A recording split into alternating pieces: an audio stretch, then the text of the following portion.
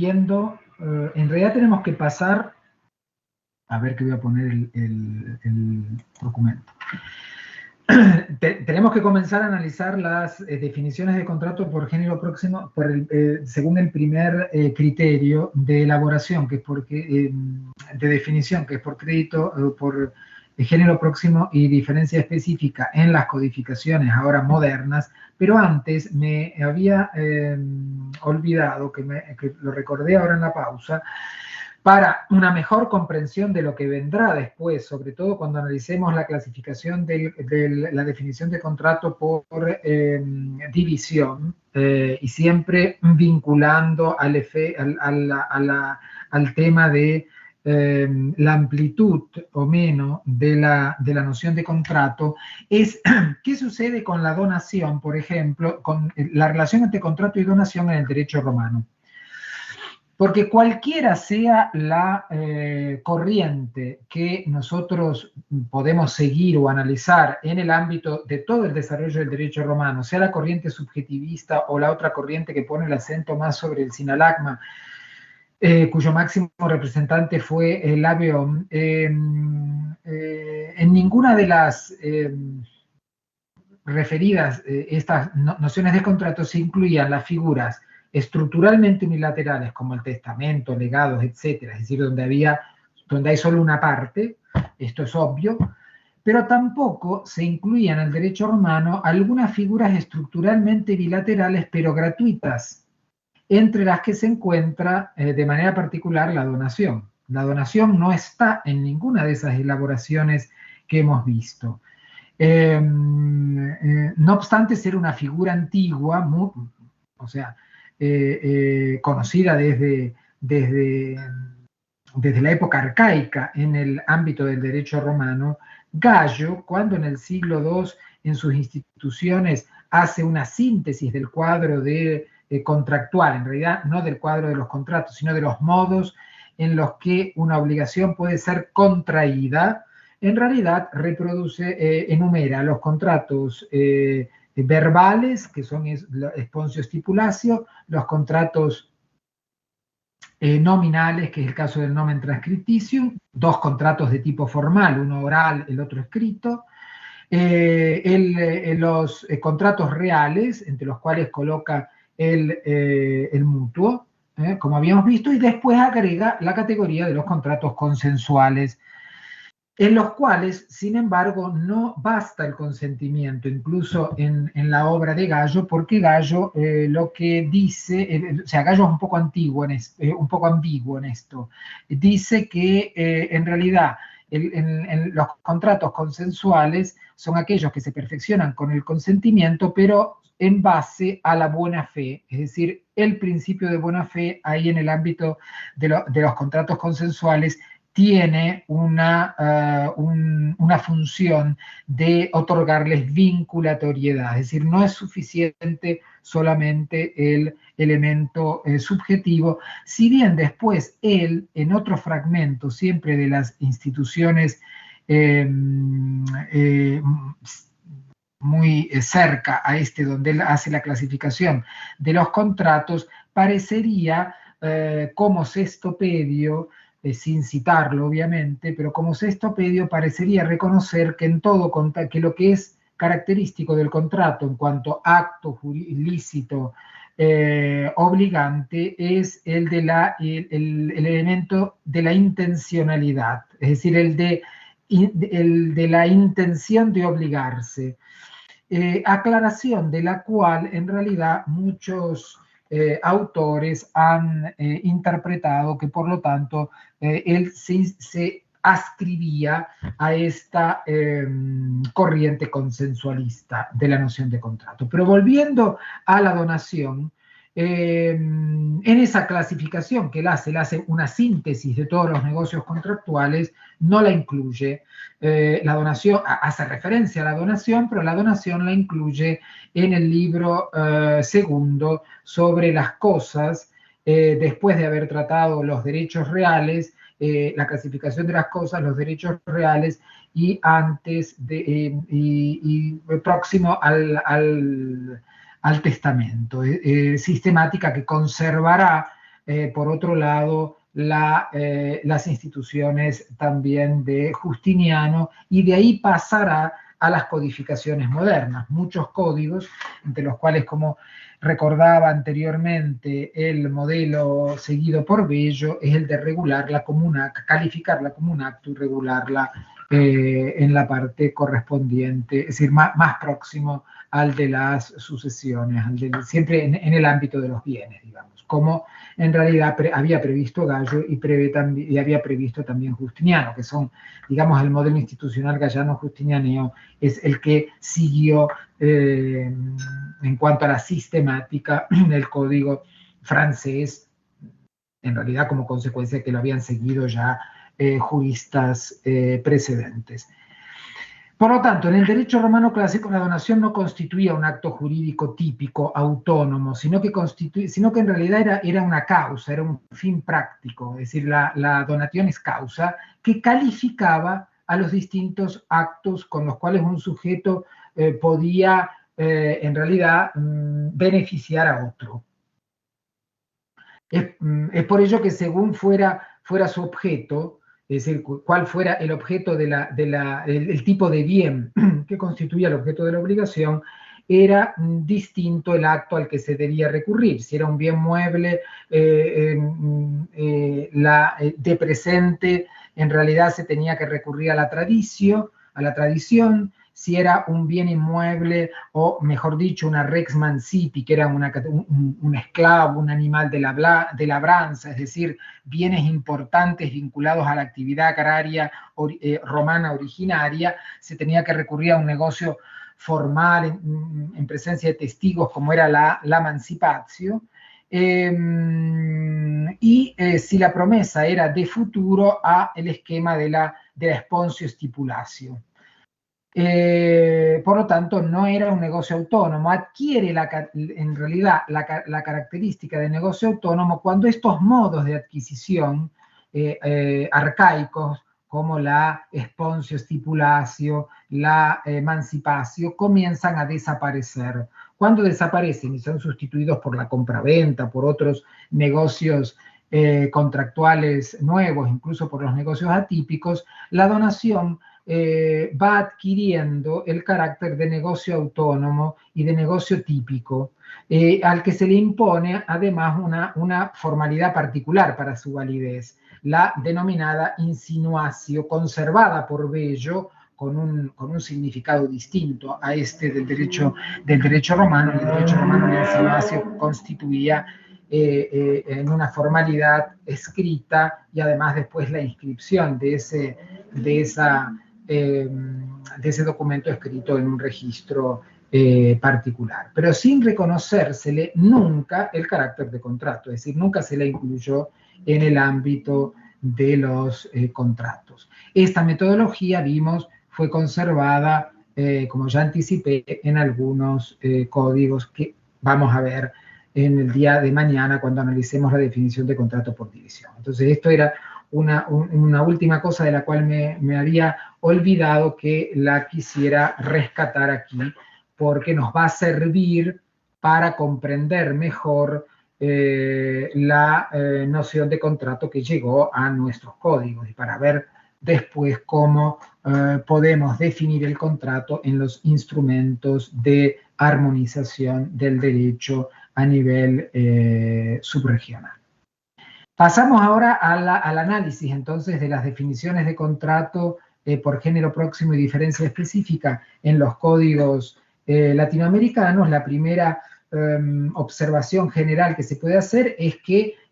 como ya he anticipado, no todos los códigos, es decir, muchos códigos contienen una definición de género, por género próximo y de diferencia específica, pero no es obligatoria. Es decir, hay muchos otros códigos que no la contienen, porque en realidad en materia de definiciones en general hay, desde el derecho romano también, una gran discusión entre los juristas si es función de una ley, de un código, contener definiciones o no.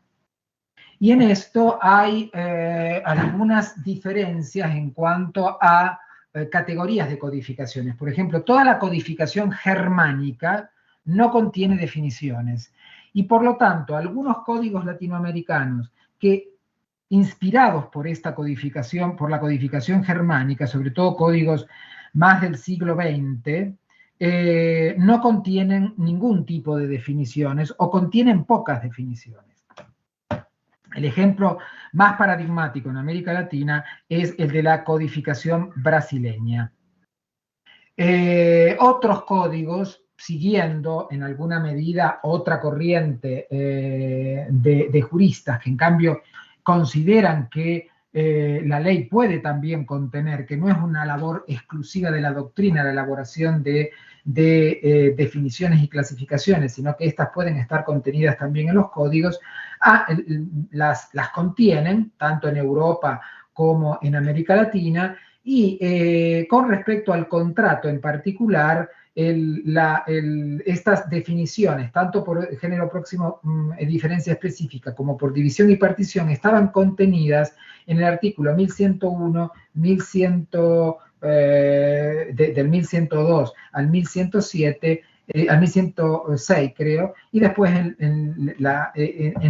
el 1108, que es el que contenía en el texto originario la definición por partición, donde estaban los elementos del contrato. Siguiendo el modelo francés, por lo tanto, muchísimos códigos latinoamericanos, entre los cuales obviamente el proyecto de Bello y como consecuencia entonces el proyecto el código colombiano y en parte el proyecto de 2023 siguen esta otra corriente. En realidad, el derecho latinoamericano en general, la codificación latinoamericana en general, con pocas excepciones, es una codificación que define mucho, porque la idea del codificador latinoamericano, en líneas generales, era el de que el código sirva también como un manual de estudio. Y por lo tanto es muy común que contenga definiciones y clasificaciones. Y el caso paradigmático es el del contrato, de tal manera que no es raro que las contengan. Existen, sin embargo, volviendo a la definición por género próximo y diferencia específica, exigen algunos códigos que no la contienen, pero el hecho de que no contengan una definición explícita no obsta a que en realidad la doctrina o la jurisprudencia, a través de una interpretación sistemática de las disposiciones del código, pueda inducir, una definición de contrato, sea de las disposiciones de la teoría general del contrato, como también en aquellos códigos que la prevén de la teoría general del acto o negocio jurídico. Es decir, hay códigos que prevén, además de la teoría general del contrato, una teoría general del negocio del acto jurídico, y las disposiciones tanto de uno, que sería el género, como respecto de las contenidas en la teoría general del contrato, de ellas se podría deducir una definición de contrato por género próximo y diferencia específica. La lógica, en este caso, en este tipo en estos códigos que contienen estas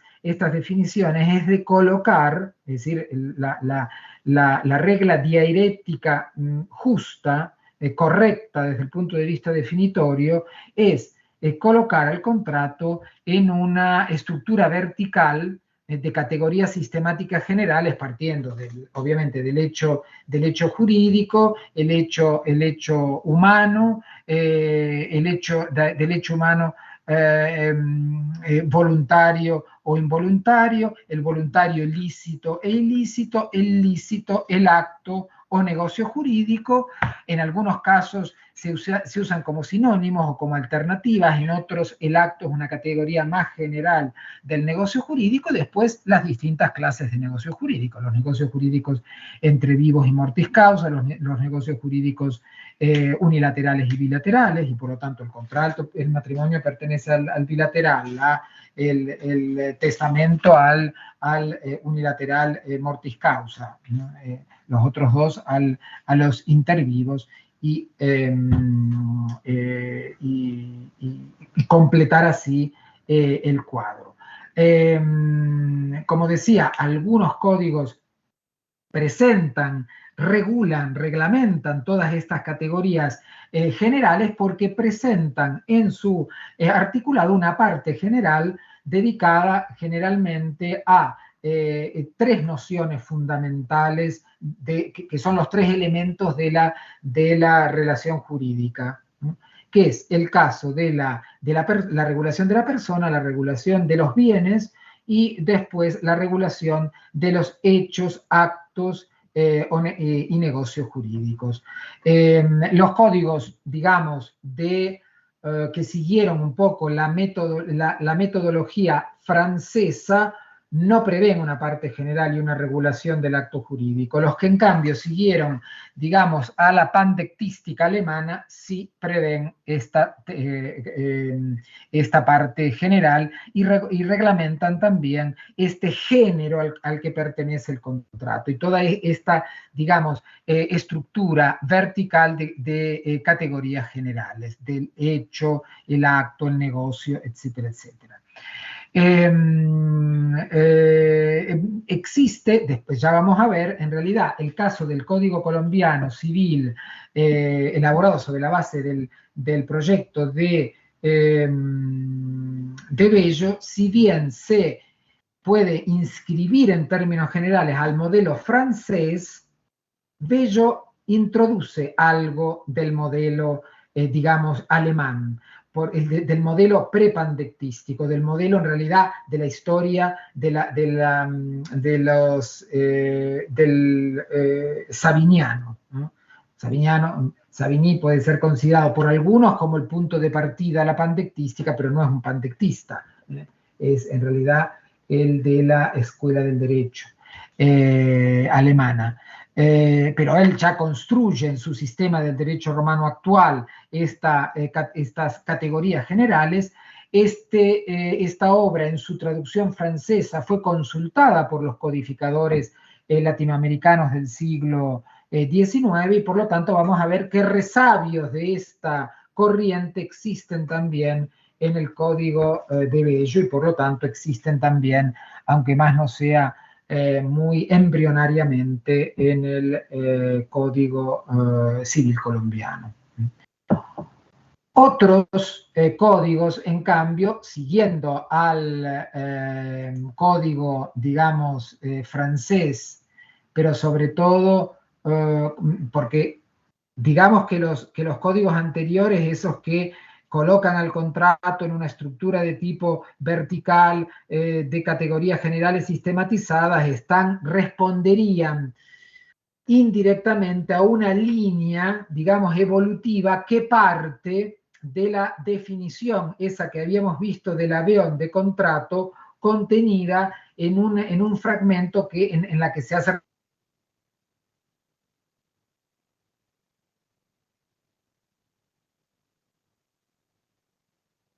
desarrollo de esa idea, si bien obviamente cuando había elaborado estas ideas, Labión no tenía esta idea desarrollada, pero se la podría conectar a esta idea con la corriente de la tradición romanística que se inicia con las elaboraciones de Labión. La otra corriente, esta de sistematización, que en realidad no prevé una regulación de la categoría general del negocio, del acto del negocio jurídico, sino que se limita a regular las distintas especies de actos y negocios jurídicos, el matrimonio, el testamento, la donación, si no la consideramos dentro del contrato, si la consideramos dentro del contrato, decimos directamente el contrato, ¿no? Es decir, regula cada una de esas categorías separadamente, aunque después se presenta el inconveniente de a cuál de la regulación de estas categorías, al no existir una regulación general, recurrir en caso de laguna. Generalmente los códigos que adoptan este sistema prevén, sobre todo desde principios del siglo pasado en adelante, desde el Código Civil, desde el Código de las Obligaciones suizo de 1911, prevén que en caso de lagunas en la regulación de cada una de estas tipologías de negocios, se van a aplicar supletoriamente, en la medida que se adecuen a la naturaleza de este negocio, las disposiciones previstas para el contrato. Es decir, la teoría general del contrato se transforma forzadamente en una teoría general del negocio, del acto negocio jurídico residual. Obviamente que esta sistemática se emparenta, en cambio, más con la sistemática de las instituciones de Gallo y de Justiniano, es decir, en las cuales no existe, digamos, la reglamentación, porque no existía en el derecho romano ni siquiera una teoría general del contrato. Es obvio que no existe una teoría general del negocio jurídico, con la única excepción de esa construcción categoría general especie que hizo la Beón conservada en el digesto 5016-19. Los otros, en cambio, la sistemática de las instituciones de Gallo, que después fueron seguidas por Justiniano, en realidad consideran al contrato no dentro del cuadro de más amplio de hechos y actos jurídicos, sino en una construcción más de tipo horizontal, no vertical, poniendo el acento en la función del contrato como fuente de obligaciones. Y limitando, por lo tanto, su regulación al ámbito de la teoría general de las obligaciones y del contrato, aun cuando vamos a ver que muchos de los códigos que siguen esta sistemática, sin embargo, después incurren en la incoherencia, es decir, el hecho de que lo consideren solamente en cuanto fuente de obligaciones, incurren en la incoherencia de otorgarle al contrato, además de efectos obligatorios, efectos reales. Es decir, el contrato produce por sí solo, por el solo efecto del consentimiento, la transferencia de la propiedad del patrimonio de una de las partes al patrimonio de la otra. No es el caso, obviamente, del código de la codificación colombiana, pero hay muchos otros,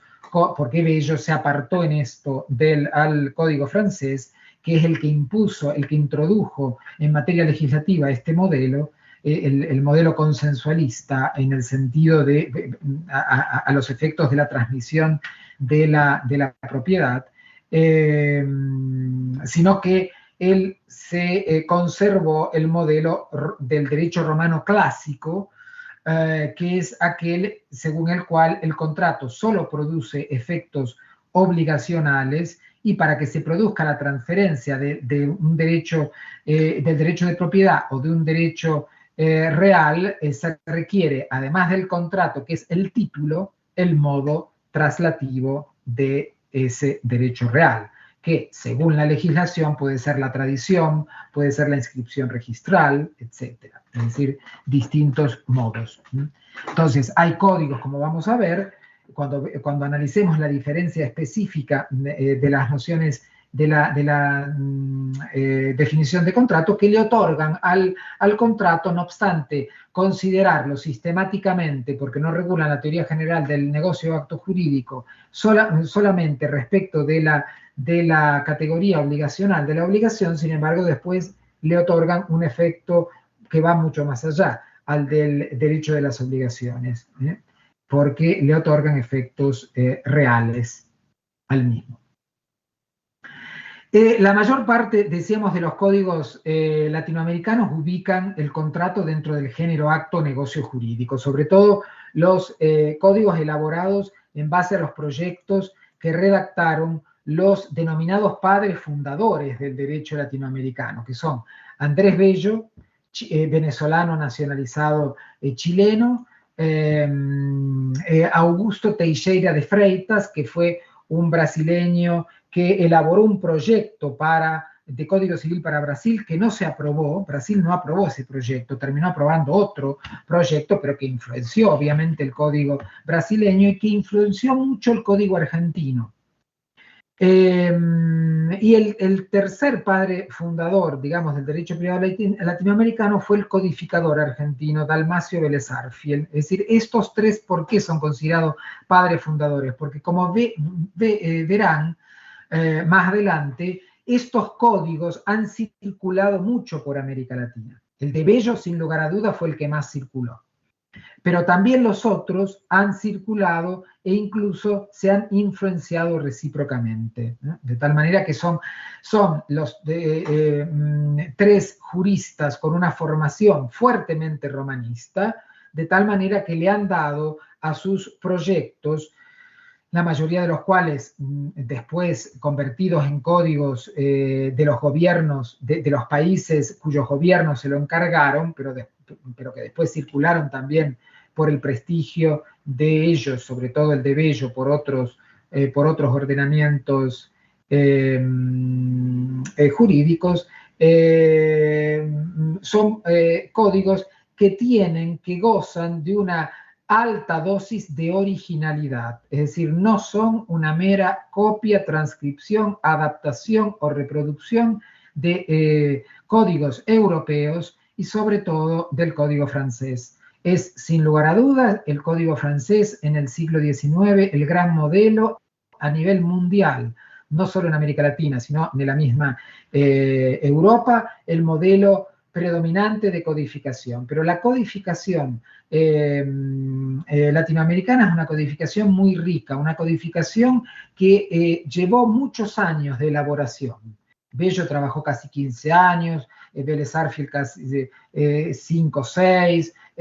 o sea, consultando distintos códigos. No es una mera adaptación o reproducción. Incluso en algunos casos es bastante temprana, porque el Código de Bello es de 1855, entró en vigor en Chile,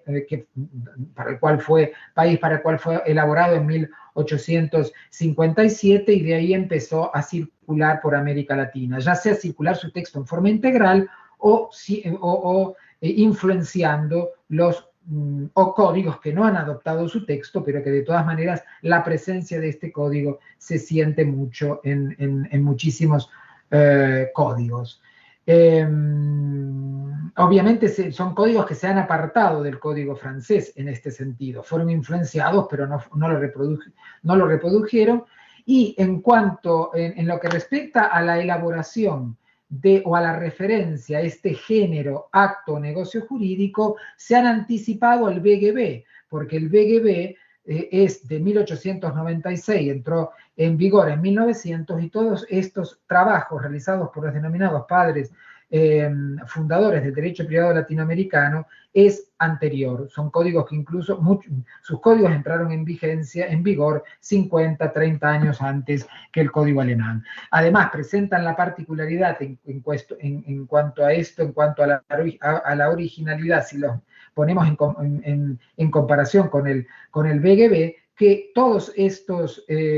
juristas no conocían el alemán, con lo cual no pudieron consultar obras alemanas directamente. Han consultado solamente como obra alemana la obra de Savigny, que había sido traducida en Francia y que a través del francés, que era, digamos, la lengua franca del siglo XIX, lo fue hasta la Segunda Guerra Mundial. En realidad era el idioma de la diplomacia, el idioma de la intelectualidad, ¿no? Entonces es obvio que ellos manejaban el francés como lengua distinta del latín, que también manejaban por su formación entonces en las universidades indianas en las que se empleaba el latín, y el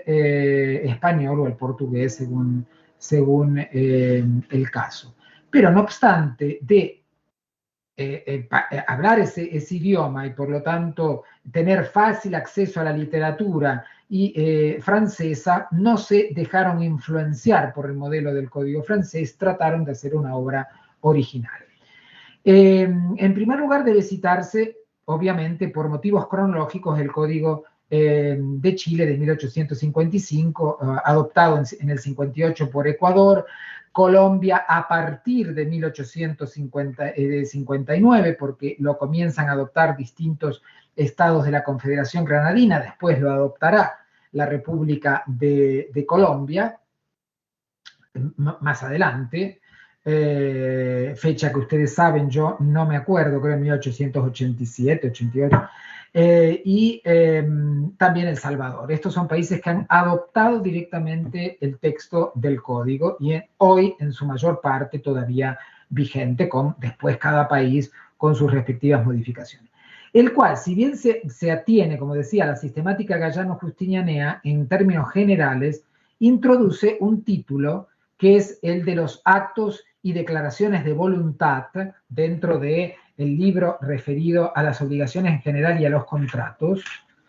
en la que suenan los ecos de la terminología usada por Savigny. Es decir, la categoría del acto, la categoría de la declaración de voluntad, que es más general todavía a la del acto, son todas denominaciones que provienen de la obra de Savigny, que sabemos que Bello tenía en su biblioteca y que consultó. Y por lo tanto coloca él el contrato dentro del género acto al definirlo en el artículo, este es el 1438 del Código de Chile, pero es equivalente con una numeración distinta, como ustedes saben, al Código colombiano y al de los otros países que he indicado. También esta definición fue en parte tomada y por lo tanto es equivalente a la del Código de Uruguay de 1868 y obviamente al Código de Panamá, que hasta inicios del 900 formó parte de Colombia, y por lo tanto cuando después se dio su propio código, hizo un mix entre el código colombiano, que era el Código de Bello, y el Código español, que había sido aprobado en 1886. En materia de definición de contrato, conserva una definición similar a la prevista, por lo tanto, por el proyecto de Bello. Quien define el contrato desde un punto de vista, al menos en la primera parte de la definición, desde un punto de vista que respeta las reglas definitorias a las que nos hemos hecho referencia, al contrato como el acto por el cual una parte se obliga para con otra a dar, hacer o no hacer alguna cosa. La segunda parte la toma del Código francés, pero corrige la primera parte del Código francés, que el Código francés definía el contrato como la convención. El contrato es una convención, herencia que viene de esa digamos, esa teoría general de la convención elaborada por Ulpiano y conservada por los compiladores justinianeos en el libro segundo, título 14 del Digesto, libro segundo, título 14, que Bello conocía muy bien como romanista que era, como autor de un manual de derecho romano que seguía en realidad el texto de las instituciones, con lo cual conocía esta elaboración de Ulpiano. Sin embargo, sustituye el término convención por esa, en realidad, confusión que se puede, a la que podía dar lugar ese término, por el término acto, ¿no? Es decir, que es más técnico, ¿no? Es el acto, entonces individualiza ahí el género. Obviamente que esta definición de contrato